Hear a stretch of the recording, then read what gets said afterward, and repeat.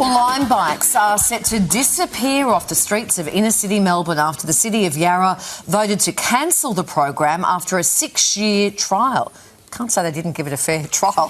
Councillors say they were getting frustrated with the hire bikes being dumped on footpaths and users riding drunk. They say the company was refusing to pay or help solve the issues. For more, we're joined by author and media personality Sammy Lucas and Hit Network radio host Nick Kelly. Good morning, guys. Hello, guys. Now, Sammy, the council said that only about 0.1% of locals actually ride the bikes. So is it fair enough to remove them? Well, that's the key point, right? Like 0.1% of that community riding the bikes. I've never ridden an e-bike. I'm in the 99-point-something% of people who don't ride them. And in my neighbourhood, it is a mess. Every time I leave my front door, I am walking through an obstacle course of discarded e-bikes, and I find it frustrating enough, and I'm just one little person with a small white fluffy dog. Imagine for elderly people, for people with wheelchairs or prams, like it's a nightmare. So what they're saying here is they're telling the e-bike companies that they need to control their customers better. I just don't know how you do that, because at the end of the day, when you're finished using the bike, it's a matter of common decency and respect, isn't it? And doing the right thing. How do you enforce that on people? They're suggesting to put bike racks around. But how are you going to do that in every single suburb when the whole idea and convenience of the e-bike is that you can kind of use it anywhere you go? Yeah. So I don't know the solution. I don't ride the bikes, but I know Nick is an avid e-bike rider. Yeah. Okay, so what are your thoughts on this? I am the 0.1%. I'm a massive advocate for e-bikes. I'm a massive advocate for share biking. I think it's a really important part of being a global city. Yeah. That 0.1% stat shocked me. I feel like it might be higher in other cities that have better cycling infrastructure, but definitely it's on the companies to provide a better option for people to be able to put them away. So at the moment, in the inner cities, there are designated parking spots, but once you get out into the suburbs, it's a free-for-all. You can park them absolutely anywhere. I'm going to say, those shots that we just showed there, they are not the exception. They are actually what you see every single day. Yeah. So and that's the shame.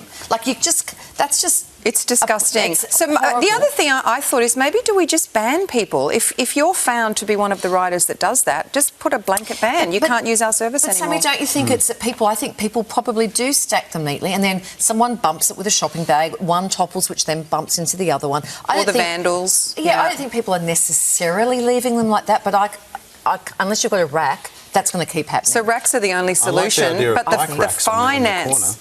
You know, the financial cost to the company to do that. But maybe it's important infrastructure to put in, because we're trying to get people off the roads. We're trying to have less cars on the roads. This is important infrastructure to have so that people feel like it's a safer place to be able to bike around. And when you look at places like Amsterdam or Denmark, or I was just in Parma in Italy, like, people are riding bikes everywhere and they don't seem to have this issue. So why is it that we have the issue? Is it literally the lack of the racks?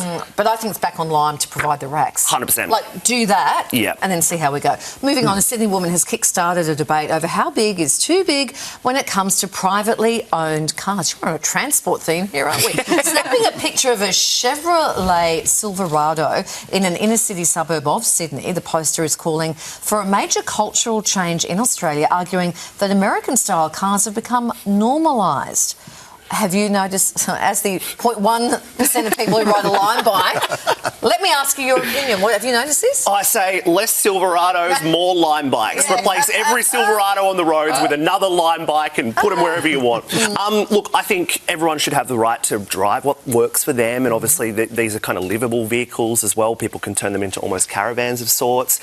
But again, it comes down to personal responsibility, parking them neatly, parking them away from people, not getting in the way of others, not taking up 2 or 3 parking spots. I have no problem with people driving these things as long as they're driving them safely and putting them in the right spot. Well, I had a bit of trouble over in Las Vegas once. I was driving a little MX-5. Admittedly, an MX-5 is a pretty small car, but I had a Silverado run into the back of my car at a set of lights because he couldn't see me over the bonnet of his car. Oh, my gosh. Yes, so that was a little bit scary. He actually hit me twice because he hit me first and then didn't know what he'd hit, so he drove forward to hit me again. Ban them. Couldn't see me over the front of his car. How'd you get out? How'd you get out of your little sardine can? Well, he didn't squash me, thank goodness. He didn't squash me, but still... You live to tell the tale. I mean, yeah, that's pretty serious. That's dangerous. So, and then, like Sammy, some of the people are saying that giant vehicles shouldn't be allowed within 20 kilometres. Truckzillas, we call them. Right. I just don't understand in a city environment why anyone needs a truck that big, that you literally need need a packed lunch to just climb up into the driver's side of the car because it's that big.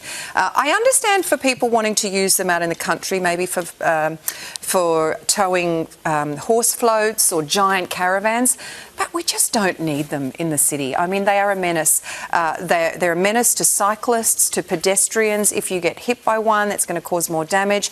And I was reading in the article today, they have dangerous line of sight as well for those huge cars. And for other cars, it's hard to see around them as well. So they're just a complete menace on the roads. And I think it's interesting for me, the observation, when you see these giant, oversized trucks, they're usually only being driven by one very small man. And I mean, the idea is they're meant to accommodate, they can accommodate 6 to 8 people, but you only ever see one very small man sitting in a huge car with a lot of space around him. Hang on, which is maybe a metaphor. Where is Larry today?